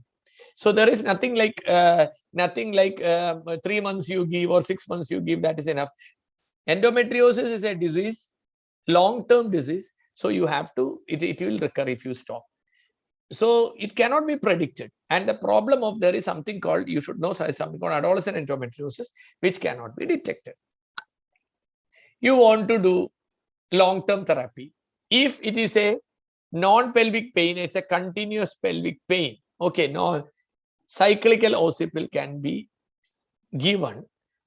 But dysmenorrhea, the best is continuous occipit. So if you are having a, see, if you have a continuous pelvic pain, cyclical occipit can be given. Pelvic pain every time. The patient is telling, I am having pain always. Not if the patient is telling, I am having especially dysmenorrhea. Okay. So most of the time, then you give a continuous occipit so that periods and abolish the periods for at least 6 months. Okay. So estrogen component is below the activating threshold for endometriotic lesion. So this is another question which is asked. Hey, see, the examiner will ask you, you are telling occipits and you are telling endometrial cyst is dependent on estrogen. Okay, so you are giving estrogen. So actually, the what E2 component that is given is a below the activating threshold for the endometriotic lesion. That is why we give estrogen. So that is another question, Vijay. So you can have this occipits up to, see, there is it's up to 24 months. Whenever there's another question, whenever there is a breakthrough bleeding of more than 7, skip for 7 more days and then start the new packet. Okay. Then very important drug, Dynogest. Okay, Dynogest 2 milligram. So what is the principle of Dynogest? PGF, TNF alpha, PGs, PCL2, all these things are the, so which conditions, the multiple pain symptoms and post-surgical recurrence, Dynogest is the best. We give to now, Dynogest is a drug of choice. It is comparable to GnRH also. So, and breakthrough bleeding minimal. Response after continuous treatment for 3 months, it will usually respond. So it can be given in adenomyosis also. That is the advantage of having a Dynogest. GnRH analogs, each GnRH agonist. So dyspareunia, dysphagia and all, short-term therapy, GnRH agonist is there. We may add, see, to northisterone or drospirenone or an aromatase inhibitor, letrozole can be added. Duration 3 to 12 months. Add-back therapy has to be given, if you all know. Continuous use in adolescents cause incomplete bone mineralization. That is what, see, they will ask you, 18-year-old patient comes with you, not responding to analgesics, not responding to occipits. What will you give? You say Dynogest. Then if you say GnRH, they say that, okay, not responding, then you say GnRH. Then you should not say that you have to give continuously.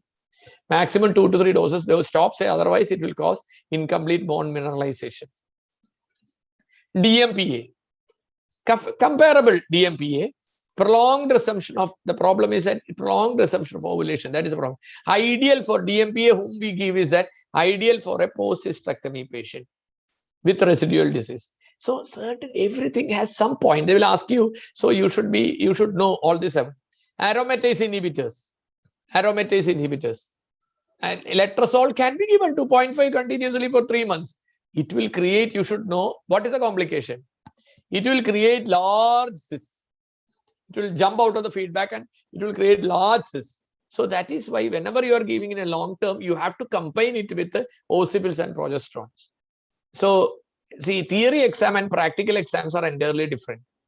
They want to know because you are coming out and going to practice. Theory, you understood that your basic knowledge is there. You pass theory. Here they will ask you simple questions. Like what I asked. Occipit, okay. How do you give? When will you give? How much you will give? How long you will give? These are the small things which you know you should come out. What is the advantage of Dynogest? Which patient you will suggest GnRH? Which patient you will suggest letrozole? Okay. So these are things you, then danazole, then cabergoline is another drug. Cabergoline, see, pain may decrease to some extent, but I don't know that the cyst has not decreased at all. So I don't use it at all. Danazole, if they ask, ESHRE guidelines have come, should not be the therapy. And you should all understand that the patient, if the patient, your patient is having infertility, see in your exam, infertility, patient is telling infertility, there is no role for medical treatment. I am telling in big words, no role for medical treatment if the patient is infertile. Don't answer in the exam.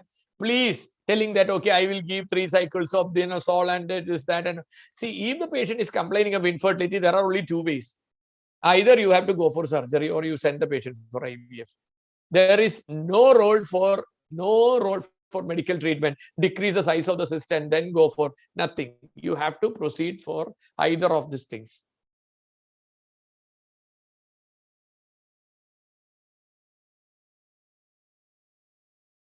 With recurrence, then what will you do? Okay.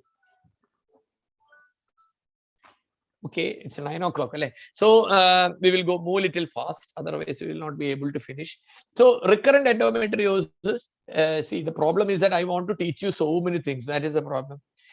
For your exam, I would have preferred to take daily class for next till the exam. So subject by subject I would have taken, but the lack of time we will be having only through. So whatever you have given me through the spotters, I will give you all important points which will be asked for the exam. So all these points which you go for prosthetic and gynec exam, all the points which are small points which are not only the spotter alone. Okay, recurrent endometriosis they will ask. So recurrent endometriosis, here comes LNG-IUS. Okay, LNG-IUS is a very good. Whenever, see, you should all understand that post-operatively patient is not planning for any infertility. So what will you do? You put an LNG-IUS. Because we all know that this is a recurrent disease, it will recur. And if you, even if post-operatively, if you don't treat it, it will definitely recur. There is nothing like I have completed, did a cystectomy and then it is finished. Sure, if you don't do the post-operative treatment, it will recur. So Danazol is there, OC pill is there, Danazol, OC pill. You can have DMPA, you can have LNG-IUS, all these other drugs we can. So nothing is possible. You saw the specimen, which that is what I came to tell you this thing. I came a long way. Then they will ask you, see, you are going for cystectomy. They will ask you, what are the precautions you will take? Okay, all these things are the practical exam. So you should say that, see, cystectomy, when you do, you want to less damage to the ovary. So what you do is that you will not create much bleeding. Try to do cystectomy in the correct plane. Don't touch the hilum. You cut it the cyst wall above from the hilum. Use minimal thermal damage. That's the cautery should be used minimum. Okay. So these are some principles, and you have to restore the anatomy. So principle is cystectomy, restore the anatomy, and implant. All the fulgurations and excision of the implant should be done. All the endometrial implants should be done. So the surgery of endometriosis is for pain and for fertility is entirely different. Okay. So lack of time, I'm not going into for other sites. So chocolate cyst we told. This was actually a oophorectomy specimen of a twisted gangrenous ovarian cyst. Okay. See, nowadays, oophorectomy most of the time is not done. We do only untwisting. Untwisting. They will ask you untwisting and wait. Color regains. Even if they say that even if the color does not regain, leave it, it will regain after some time. So previously it was not like that. We used to think that if you untwist it, all the toxins will enter into the maternal circulation and all these things. So untwisting was not there. You have to do oophorectomy and all these things were there. Now it is not there unless it is not regaining. It is black, jet black in color and not regaining any vascularity. Then there is a point. Otherwise, when you're asked in exam, the question asked in twisted ovary is that, what is the management? So you say that laparoscopic untwisting or laparotomy untwisting and wait for the color to change. And you have to do a cystectomy. So most common cyst is a dermoid cyst which undergoes torsion. So you have to do any cyst, you have to decompress it. Sometimes HOSS, hyper ovarian hyperstimulation syndrome. Twist it and decompress the cyst. We decrease the weight.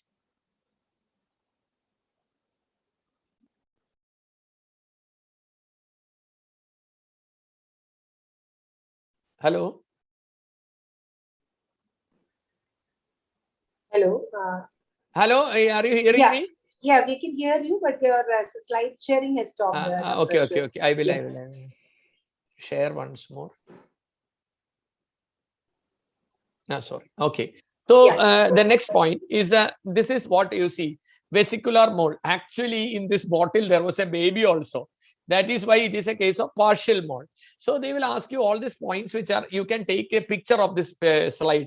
Due to lack of time, I may not be doing all this. See, this is a partial mole. How do you say it's a partial mole? So look into that bottle. If there is any baby, most of the time it will be like this, complete mole only will be given. So partial mole, if it is a, so if you see, so please be careful, look into it. Is I am telling you, mostly the DNB students, I am telling, see, all these things are more important for DNB students. Why? Because they are going to a different hospital for an exam. Okay. So this is a, so these are the points. So see, you can have types. All these things are the fetus present, focal hydatiform swelling of the chorionic villus, focal tropoplastic hyperplasia, scalloping. See, all these things. Amnion and fetal RBC is present. Theca lutein cysts are there. See, you can see the medical complications, maybe rare, but the anemia, you can see the anemia, you can see less than 1%. So all these things, see here, you can see here. Partial, you have P57, P2 immunostaining positive. So all of you remember this point. Some small points you remember. Bilateral, multicystic ovaries, hyperemesis, all. But complications are more. If you see, uterine enlargement is less, GTN is less. That is the other neoinvasive and choriocarcinoma. Metastatic risk is less. So all these things, just please. And the treatment, when it comes to osteoappearance and cystis appearance, all you know. And the treatment is suction evacuation. And then they will ask you how to follow up this case. These are the things which are, that we will come after. So it's a complete mole, you say. Everything with here, the point here, see, it is the partial mole, it was positive. Here it is negative. Small points which other things you know. All the complications like hyperthyroidism, GTN, 20% is the metastatic risk is more. Uterine enlargement is more. So local invasion is more. All these things are more with a complete. So how to differentiate all these points? Please, all of you take a picture of it. All these points are there. Which, how will you differentiate between a complete mole? So in your exam, vesicular mole specimen, 100%. And the question is, how will you differentiate between a complete mole and a partial mole? This is what, but you should know, you should answer little more than an undergraduate. Undergraduate also answers many things from this, but you should answer little more than an undergraduate. That is what all these things are written. I am not reading it. Take a screenshot of it. I know that everybody would have taken screenshot by this time. Then they will ask you, see, is there any role for hysterectomy in molar pregnancy? Actually, a high risk molar pregnancy where the family is completed, or when there is a uterine perforation. We had uncontrolled bleeding. These are some serious sepsis, persistent pelvic, and chemotherapy resistant cases in invasive mole. All these cases are the only place where there is a hysterectomy. See, recently I had to do hysterectomy for a 28-year-old female.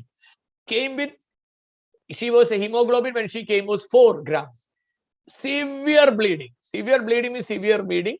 And actually, it was given with, but after she had delivery 4 months back, 5 months or 5 months back actually. So it was a placental site trophoblastic tumor. Even they had initially suspected a molar pregnancy, invasive mole, but it was a case of, and the diagnosis came after the surgery only. And surgery was, that is a treatment for a PSTT. Treatment for PSTT is, that is a treatment. So stages we know, see, stage 1, stage 2 and 3, stage 4, all these classifications and stages which we know. So we know that how to give and all these things we know. Follow up, they say that beta HCG every week until 3 normal consecutive weeks. Later monthly for 6 months. That is what the chest X-ray, 3, 6, 12 months. Look for snowball appearance. Then contraceptive advice for 6 months, post-evacuation surveillance. So they will ask you what contraceptives you can use, OCP, DMPA, and all can be used. Barrier methods, definitely, and you can use all these things. They will ask you, can you use all these things? You can use all these things. As the uterus will be very soft, better to avoid copper T in the initial stages. So as it progresses, see, you may have to wait for 12 months in case of stage 3 and up to 24 months in case of stage 4. That is a lung metastasis there. So depending upon that, parameters to manage is age antecedent pregnancy, interval between the pregnancy and the start, HCG, largest tumor, all these things in the criteria, WHO criteria, number, state, prior chemotherapy. So all these criteria should be known. Everybody should know the criteria. So see, all these questions will be asked for you. Prior administration of chemotherapy regime, single agent, HCG measured weekly, curve plotted. If there is fall in next dose, not given. Understood? So all this, see, even I have seen, you should all understand that even I have seen an aplastic anemia due to, so it's a methotrexate is not a, so when you give methotrexate, the regime, folinic acid methotrexate 1 milligram per kilogram at a 0.1 milligram alternate days, when you give, you have to be very careful. Okay.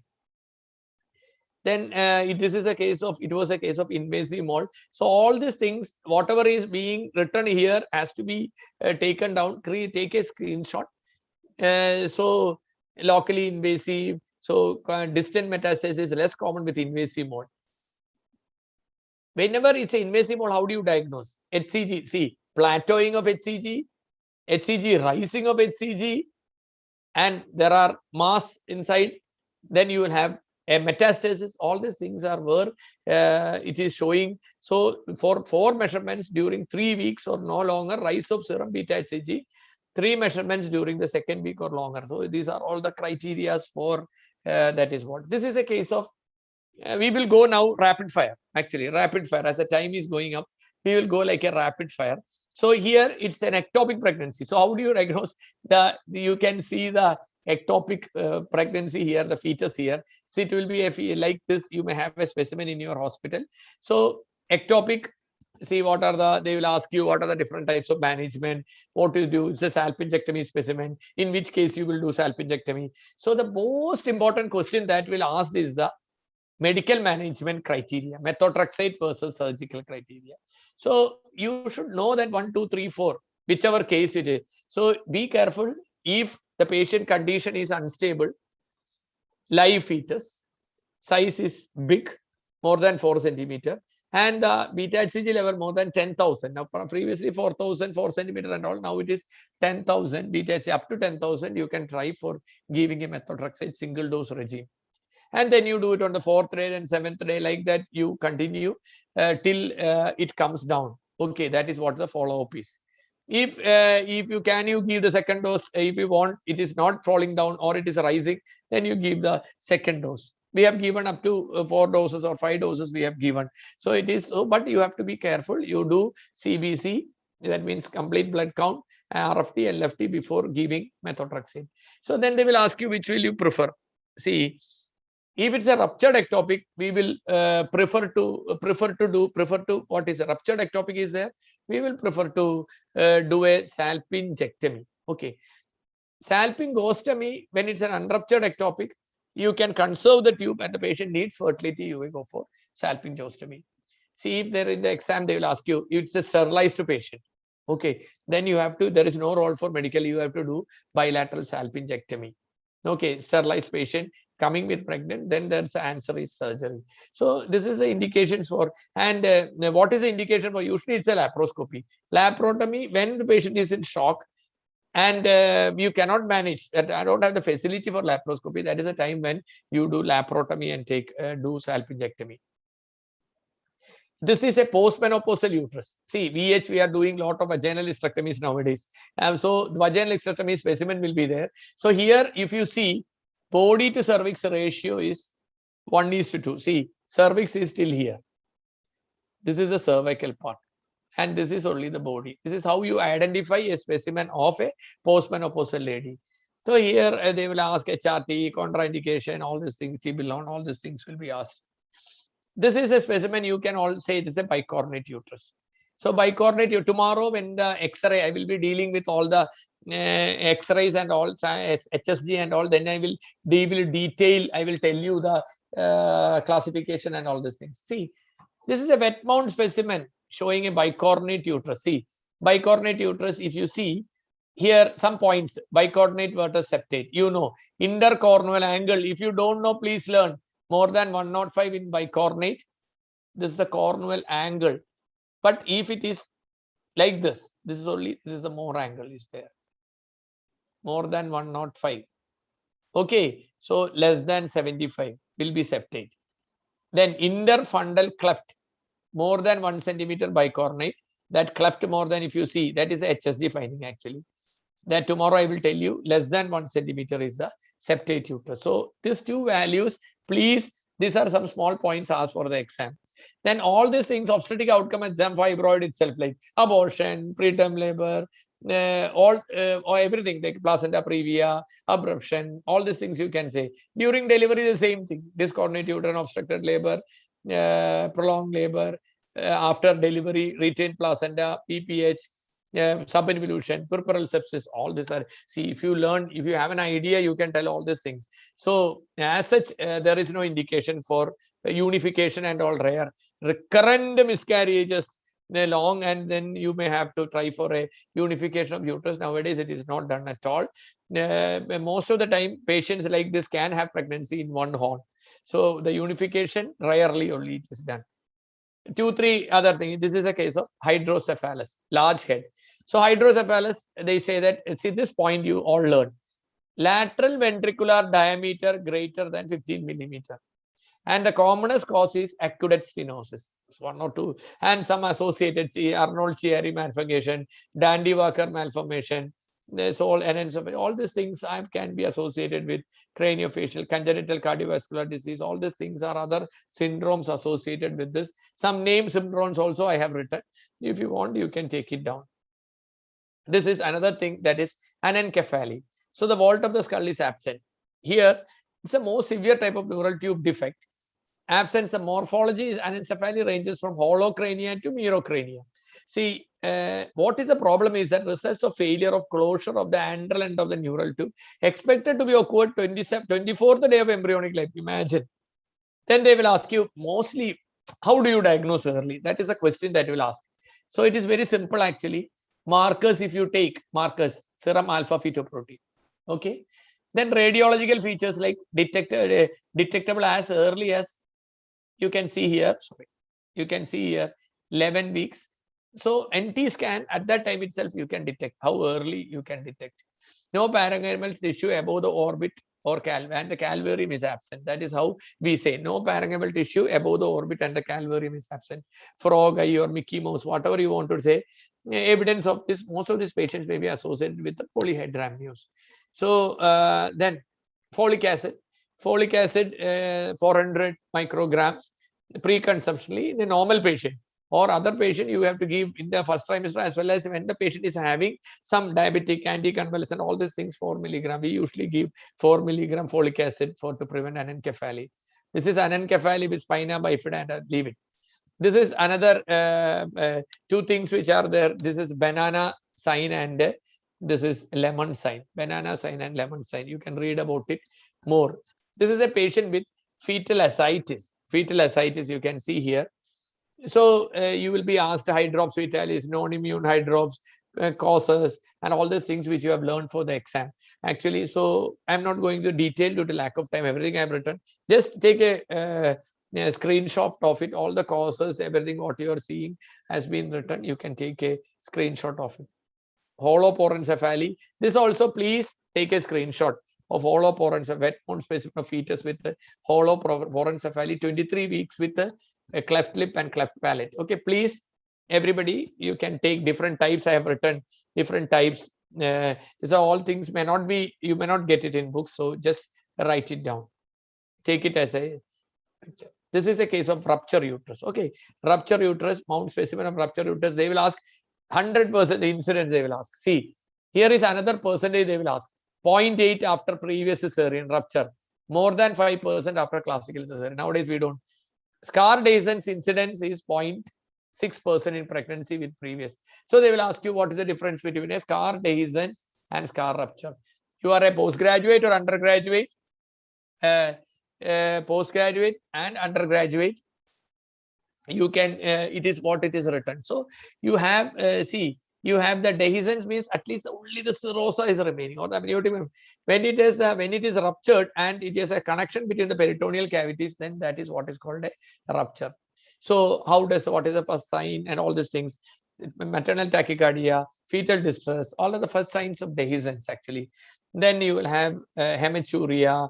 Then the patient has scar tenderness. Then you feel that the patient will say something give away feeling is occurred. Then that is what is a rupture, that's the feeling. Then the hypotension, tachycardia, patient will have vaginal bleeding, hematuria. Okay, the presenting part will be receded up into the, there will be, you will be able to feel the presenting part very clearly. So all this, so many things which are, and you may feel another mass on the side, that is a contracted uterus.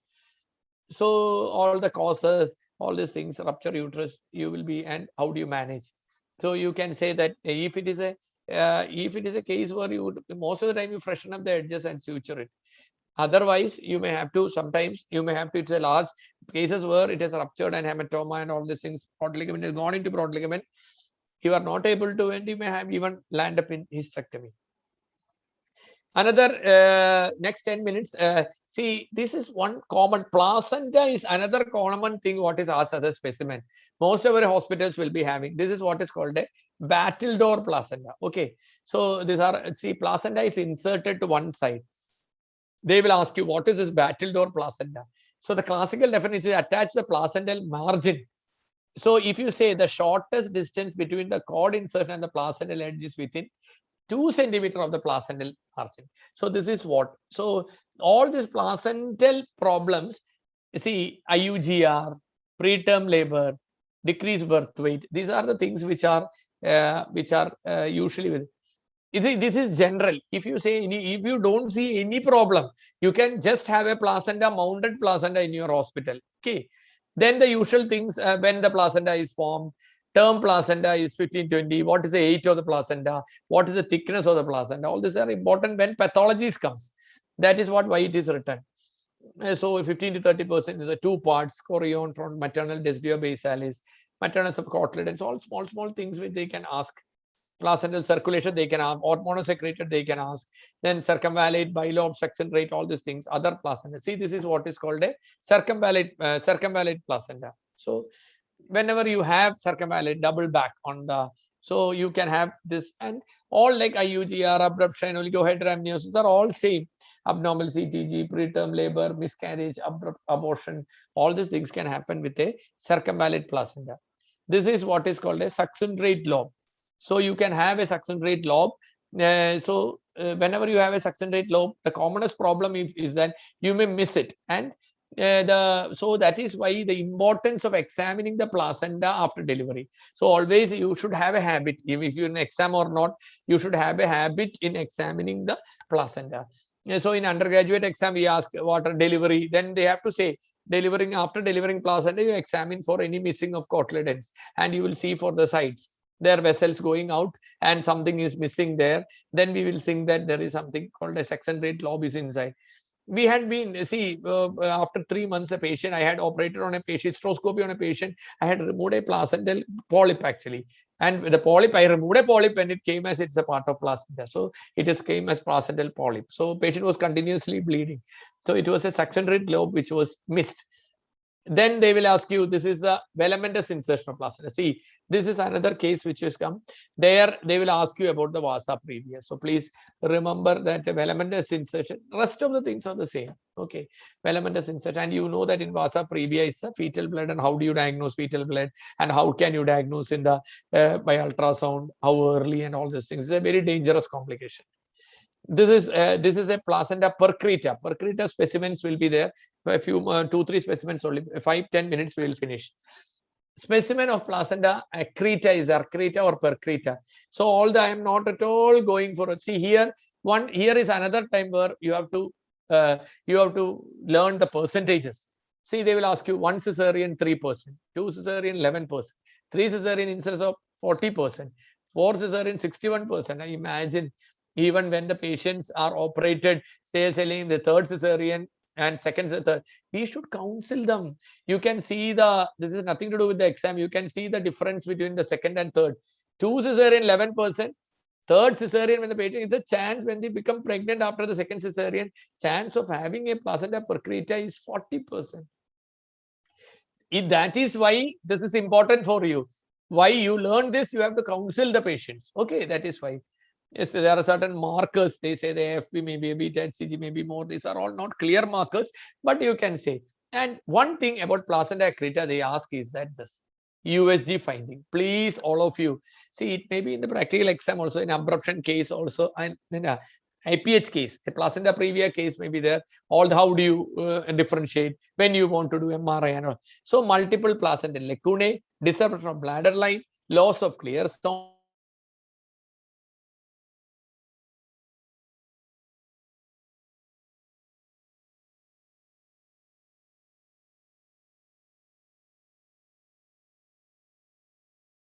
Or serosal bladder interface, prominent subplacental venous complex. Okay, all these things are the things which are you have to know.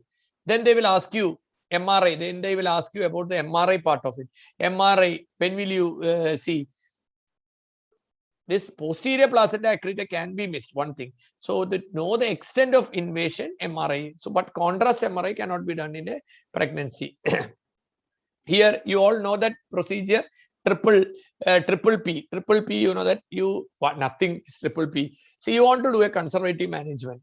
So in your practical exam, they usually ask this triple P. Nothing, you localize the placenta intraoperatively, put the incision above it, don't touch the placenta, take out the baby. Then you do pelvic devascularization. Then with the placenta, without separating it, excise the placenta attached myometrium and close it, reconstruct it. That is what is called a triple P procedure. So pre-operatively placental localization, pelvic devascularization, and placental no separation with metameter excision and reconstruction. If you don't know, write it down. Most of you will be knowing. This is another. See, there are certain ultrasound pictures kept for the exam along with specimen. The ultrasound picture, one ultrasound picture that is kept is this is a double decidual sac sign. See, this is something you should understand that is a normal pregnancy. So double ring. Whenever it's a normal pregnancy, it will be in an eccentric location. Double sac. The pregnancy will be, see, if you take a uterus like this and the endometrium is there, it will be like this endometrium full. It will be like, but the pseudo sac will be lying like this. That is pseudo sac you get in ectopic pregnancy. So eccentric location with, so you have so many things. See, all the points which I have written are important here. Conceptuous phase, what you say, 3 to 5 weeks. Embryonic phase, 6 to 10 weeks. Fetal phase, 10 to 12 weeks, if you say divide. Gestational sac as early as 4 weeks and 3 days to 5 weeks. Small gestational sac. Double decidual sac sign, intradecidual sign. These are the two things. Okay. Then comes the fetal pole and yolk sac. So here it comes. See, mean sac diameter 25 millimeter or 20 millimeter by transvaginal sonography, embryo must be visible. CRL more than 7 millimeter, cardiac activity should be seen. See, please, all these values, please by heart. All these values, please by heart. CRL more than 7 millimeter, cardiac activity. MSD more than 25 millimeter or 20 millimeter by transvaginal, embryo should be visible. Okay. Double decidual sac sign or double bleb sign. That is what is shown here. That is yolk sac and amniotic sac. Yolk sac and amniotic sac. Then the most important point. CRL plus 6.5 gives a gestation age in weeks. MSD plus 30 gives gestation age in days. Please, everything what I have written is asked for a practical exam. So, so when this ultrasound picture is very commonly kept and this is being asked for the exam, these are the points which are asked because as an examiner, when you go out. Another ultrasound picture, it's PCOD. So PCOD, you can see the new criteria, ultrasound criteria. So whenever you have, they will ask you when you do a PCOS ultrasound, what are the things should be there? So you should understand that all these things should have last menstrual period should be there. Bandwidth of the ultrasound should be mentioned. Root should be mentioned. Number of follicles per ovary measuring to less than 10 millimeters should be mentioned. 3-dimensional and the volume of each ovary. Endometrial thickness should be written. Any ovarian pathology. All these things should be there when you report. So when you have seen, this is a new recommendation. It is follicle number per ovary is 20. Okay, please, all of you, according to 2018, it has gone up to 20. But, and the ovarian threshold more than 10. What is the importance of ovarian volume? What is the importance of ovarian volume? Ovarian volume may be superior if the image quality is poor and when you are doing an abdominal scan. So when you are doing an abdominal scan, you may not get more than 20 follicles and all those things. So in that case, you just measure the ovarian volume. And one more important thing is that in the new criteria, you gain up to 8 years post-menarche. Ultrasound criteria is not taken. So this is what is the, and you know that the new guidelines. See here it is written, post-menarche less than 8 years, ultrasound criteria is not taken. So it is by the Notre Dame, which is following 2 out of the 3 criteria was only there. So that is why this androgen exercise society, when they came, androgen exercise society. So they were hyperandrogenism should be there.